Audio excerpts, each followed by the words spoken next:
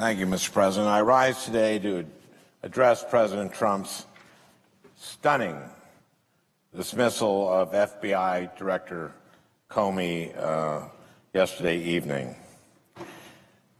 We do know that the Russians interfered in the 2016 election. We know that the Russians did so in order to undermine confidence in our democracy. We know that the Russians carried out this attack with the goal of benefiting the campaign of Donald Trump, whom the Kremlin preferred to see win the election. These facts have been confirmed by our intelligence agencies.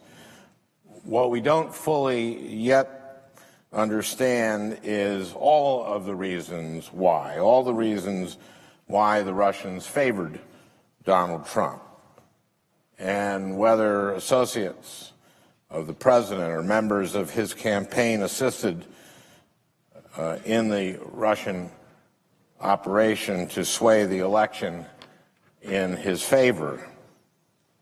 These questions are the subject of an ongoing counterintelligence investigation conducted by the Federal Bureau of Investigations, and until last night, an investigation led by James Comey. As former Director Comey recently testified to the House Intelligence Committee, quote, "The FBI, as part of its counterintelligence mission, is investigating the Russian government's efforts to interfere in the 2016 presidential election, and that includes investigating the nature of any links between individuals associated with the Trump campaign and the Russian government, and whether there was any coordination between the campaign and Russia," unquote. So the timing of Director Comey's dismissal raises serious questions, and President Trump's decision to abruptly fire the man leading an investigation that could implicate the Trump administration should shock the conscience of every American who believes that no man or woman is above the law and who has faith in the fair and impartial pursuit of justice. Now, the White House attempted to preemptively dispel any suspicion by announcing that President Trump fired the director, quote, "based on the clear recommendations," unquote, of Attorney General Jeff Sessions and Deputy Attorney General Rod Rosenstein.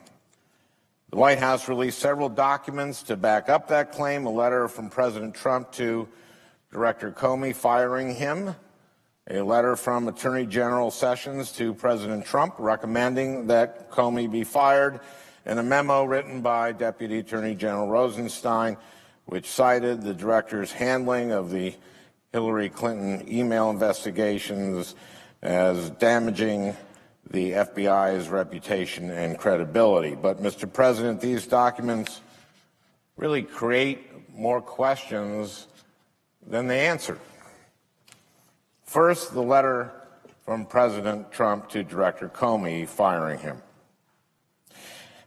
President Trump, ever eager to put distance between the Russia inquiry and himself, wrote, quote, "While I greatly appreciate you informing me on 3 separate occasions that I am not under investigation, I nevertheless concur with the judgment of the Department of Justice that you are not able to effectively lead the Bureau."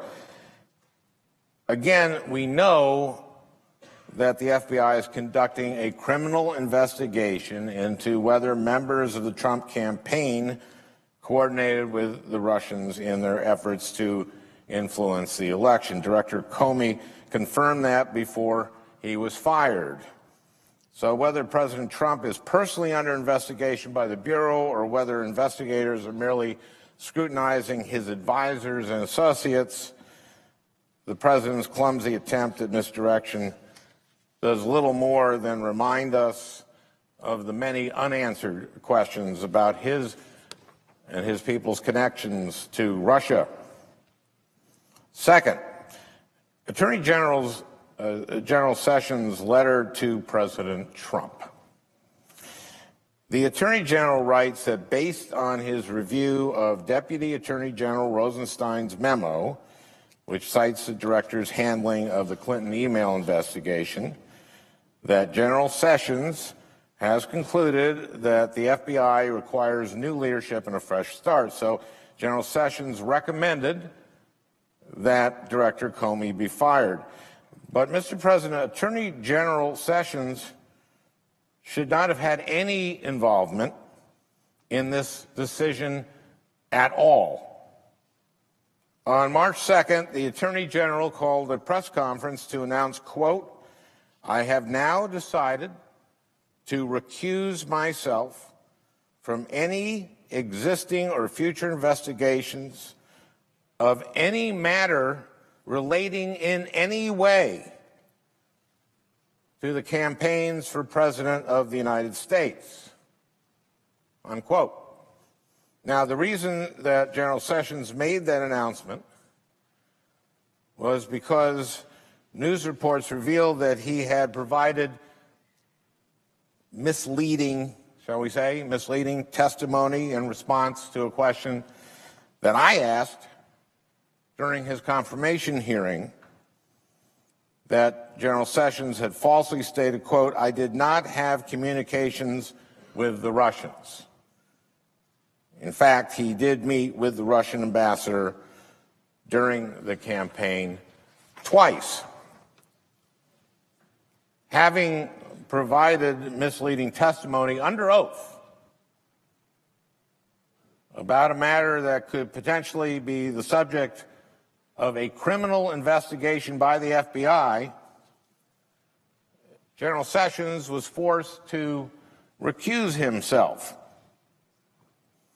So, Mr. President, I find it deeply troubling that Attorney General Jeff Sessions, who misled the Judiciary Committee about his own communications with the Russian ambassador and who pledged to recuse himself from this investigation as a result, betrayed that pledge by involving himself in the decision to fire the director of the FBI, who is leading the investigation into Russia's interference into our elections, including whether members of President Trump's campaign were involved in that interference.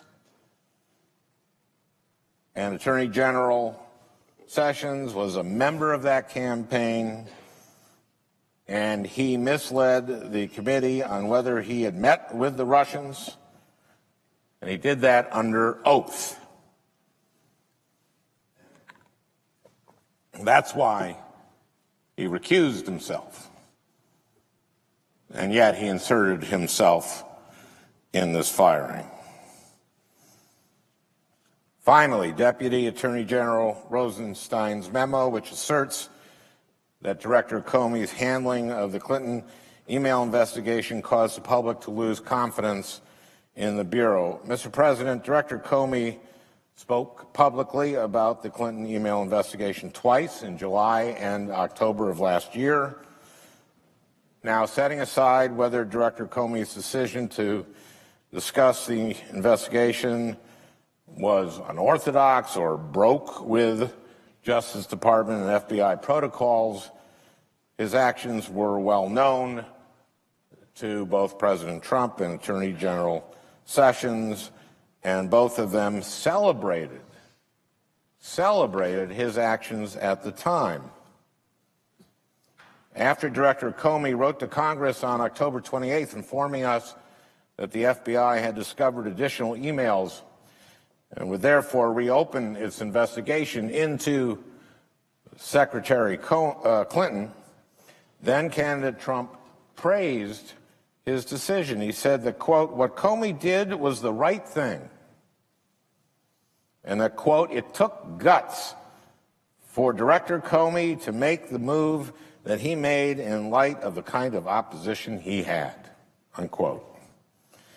Appearing on Fox Business Network, then Senator Sessions said that Director Comey, quote, had an absolute duty, in my opinion, 11 days before an election or not, to come forward with the new information that he has and let the American people know that too, unquote. So, Mr. President, if President Trump or Attorney General Sessions truly objected to the way that Director Comey conducted the investigation into Secretary Clinton's emails, I suspect they would have said so at the time rather than heap praise upon him. But their previous statements lauding Director Comey's handling of the Clinton email probe cast suspicion on the extent to which they relied on the Deputy Attorney General's purported rationale. Further, and this is important, if Deputy Attorney General Rosenstein were truly concerned that Director Comey's handling of the Clinton email investigation had damaged the reputation of the Bureau, then why not wait for the conclusion of an investigation by the very respected DOJ Inspector General into Comey's decision during the election, his decisions, an investigation that had been underway since January. Mr. President, the shifting positions of President Trump and Attorney General Sessions lead me to believe something else is going on here. That this is not about Hillary Clinton's emails, but about turning the page on Russia. In fact, last night, a White House spokesman said so. Appearing on Fox News, White House Deputy Press Secretary Sarah Huckabee Sanders was asked how Director Comey's firing would affect the Russia investigation. She replied, quote, "When are they going to let that go? It's been going on for nearly a year. Frankly, it's getting kind of absurd. There's nothing there. It's time to move on. Frankly, it's time to focus on things the American people care about," unquote. Mr. President, the American people care about whether a hostile foreign government influenced our election. And they care about whether advisors and associates to the president helped that foreign government do that. The events that occurred over the past 24 hours are deeply, deeply unsettling. As my Republican colleague, Senator Flake, said last night, quote, "I've spent the last several hours trying to find an acceptable rationale for the timing of Comey's firing. I just can't do it," unquote. And I can't either. In my view, the timing and circumstances surrounding Director Comey's dismissal are very, very suspicious. For example, just this morning it was reported that Director Comey recently asked the Justice Department to provide additional resources for the Russian investigation, a request that reportedly he made personally to Deputy Attorney General Rosenstein. This raises grave concerns about the Trump Justice Department's ability to conduct a full, fair, and impartial investigation. And in order to address these concerns, Attorney General Sessions and Deputy Attorney General Rosenstein should come to the Senate and explain their involvement to all the senators in this body. And in the wake of what I believe was a politically motivated decision to remove Director Comey, I no longer have confidence that the Department of Justice can fulfill its obligation to resolve this matter impartially. The situation now calls very clearly for the appointment of a special prosecutor to oversee the investigation into whether associates of the Trump Organization or former members of the Trump campaign had knowledge of or participated in the Russian attack on our democracy. I join my colleagues' calls for an independent inquiry so that the American people can have confidence that the individuals who conduct this investigation will follow the facts no matter where they lead. Thank you, Mr. President.